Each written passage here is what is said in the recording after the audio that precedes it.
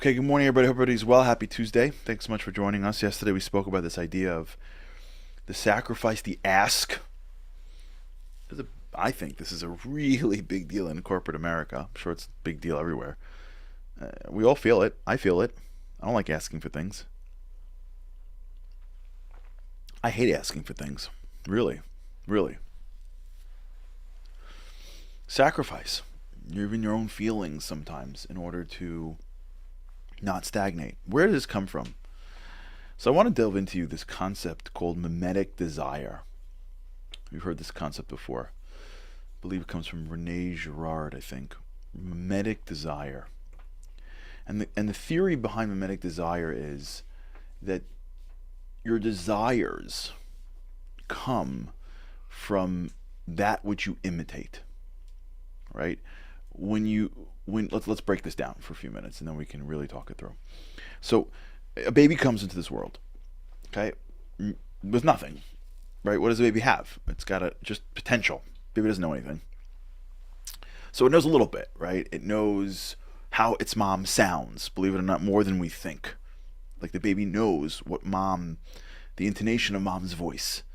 In fact, there's some crazy research that shows that if mom and dad are in an abusive or very volatile relationship, babies cry more when they go to dad at birth. Isn't that amazing? Like the baby knows that the voice that I'm hearing that's holding me is tense with the thing that I come from. It's really cool stuff. Like a baby literally feels, it can't tell the difference between itself and its mother in the beginning because it wasn't different. And so it sort of hears the mother and connects to the mother.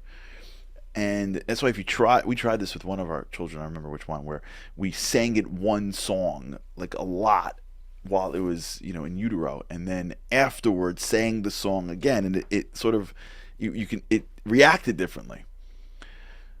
So a baby comes into this world and looks to see what it wants. Well, how does it know what it wants?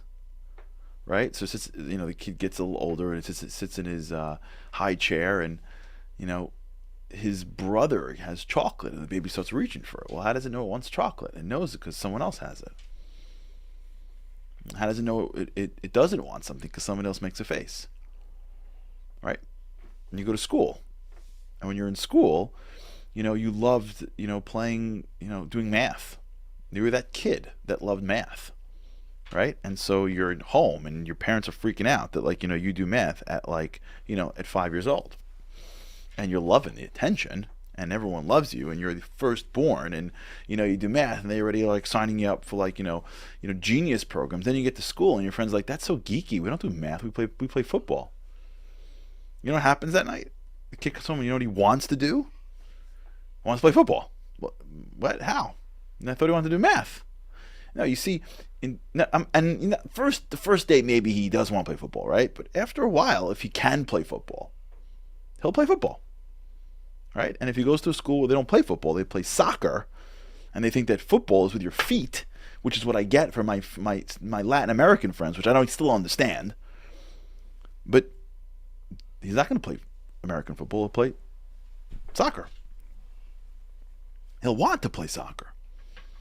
Right? And if he's in a school in which academics are important, he's going to want to do work. And if he's in a school where academics are not important, he's not going to want to do work. And most people create their own desires from that in which they mimic from somebody else. Right? Want to test it? Look at your life. Look at your life and ask yourself, what are your 3 top goals? And then ask yourself, where did they come from? Where did these goals come from? I'm trying to make a certain amount of money. Why? Okay, let's pretend as if you're listening to this and all you're trying to do is support yourself and your family and not a dollar more, God bless you. If you're trying for more than that, well, why? Why are you trying for more than what you need to live? Because what around you is telling you that buying more stuff is valuable. Something is. You didn't get that from nowhere. You weren't born with a desire to eat more than you need to eat. In fact, the only people that don't eat more than they need to eat are babies. The only people that spit back the bottle after they're full are babies. Everybody else eats for every other reason but hunger, except for babies. So you were born with whatever I need is enough and I'm good. When did we get the, but I want to have the big hat, but I want to get the, but I want to, when did we get the I wanna? When do we get the outfits per season? When do we get the car exchanges every few years? When do we get the career ambitions? Where do we get that from? Who gave that to us? It's called Mimetic Desire. Somebody modeled it. Somebody got up at some point and said, this is important. We looked at something in some paper or some magazine or some human being or drove down some block that showed us something that made our brain go, hey, I want that thing. It's called Mimetic Desire. We're going to talk about it. Because what it does is it keeps us exactly where we are. This is a lot of the reason why sacrifice is not as easy as we think. It's because the way our minds are working is we are living our lives really the average of the people around us. Because those people, I can never get that. But I don't want to be like those people. So I'm going to sort of adjust my sights in a quote-unquote normal position within the culture that I find myself. And it's an amazing thing, right? And if you're over the age of 40, really, if you're over the age of 40, better if you're nearing 50, you remember and have friends, and you can remember life in your mid-20s.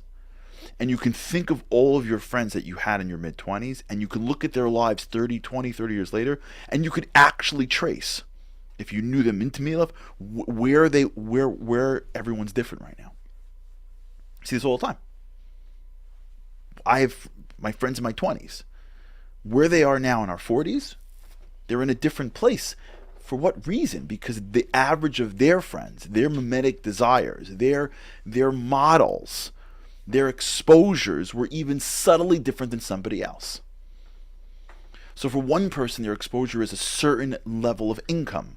And you can see them now, striving for the same level. They even dress like their friends that they were like. They talk like them. They adapted the same lingo and language and slang. I have a friend of mine who used to be much more serious, especially about religion and spirituality, and he was very learned, and he just started to hang out with a group of people that were very not. And then recently, I saw him, and he's like, oh yeah, you're going to pray, maybe I'll be invited one day. And I was like, what are you talking about? What do you mean? You used to come, what? You're not are you joking? You don't know that I know. It's, he adapted a group. I'm not judging him, I'm saying, it was incredible to me just how much he adopted a group that all said things like this. And so even though he was from a different background, and he didn't have the same background as his new adopted group, without even realizing it, he started to speak like them. Where did it come from? It's mimetic desire. It's amazing. Is actually one of the greatest gifts that we have. I believe this comes from Neuro Neurons, right? In your mind, we're going to get through the science, we'll talk about it soon. In your mind, you have a concept called mirror neurons, right? Which means your brain naturally mirrors that which is in front of it, right? It's a great technique. It's a great gift that we have, because the more I am like you, the more I connect to you. Right? When you make transactions, when you do deals, when you create relationships, without realizing that most of the relationships that we have are relationships with people that are like us, even if they're a different gender or a different age, there's some unique connection. Where'd you get that from? Well, a lot of times it's the mirror neurons. If you slow down, you'll pay attention to this. Watch this. We sit with somebody for a while. Let's assume you're talking to someone for a few hours, or you work near them, and you talk to them a lot. You will see that you will start to adopt a little bit of of how they speak, a little bit of their language. Not if it's too far apart, but if it's close enough, you'll say the words that they say. You may even pronounce it with a little bit of that same tang. Why? You're not doing it on purpose. Your mirror neurons are firing, and they're looking for similarities. And if you're close enough, it'll move you a little bit. And you'll see, watch this. Watch this is great, social experiment. Sit in a boardroom or in a group of people talking. Just like watch it for a little bit. You see a bunch of people sitting around a circle and talking somewhere, let's say, right? You go to a party, whatever. If they're talking long enough and you'll start listening, they're using very similar language. Why? It's because the mirror neurons are firing and they're connecting. The mirror neurons are there to connect you. So we're built to be like other. But when you're like others, sometimes it's hard to be you. All right, we'll talk about this. Just wanted to lay the groundwork to this so we can really get underneath a lot of why we do what we do. All right, everybody, have a great day. God's help. Can't wait to see you again tomorrow. We'll keep on talking about this. Living on a lifeline, the world doesn't ever seem to change. Looking for the sunshine, but you're caught up in the rain. It's like your eyes are wide open, but you cannot see. You're watching life pass you by like 1, 2, 3. Walking in destruction, the winds of life blur your vision. All the devastation forever feels like you're on the run. It's time. No one else can set you free. You're locked inside, and only you have got the key.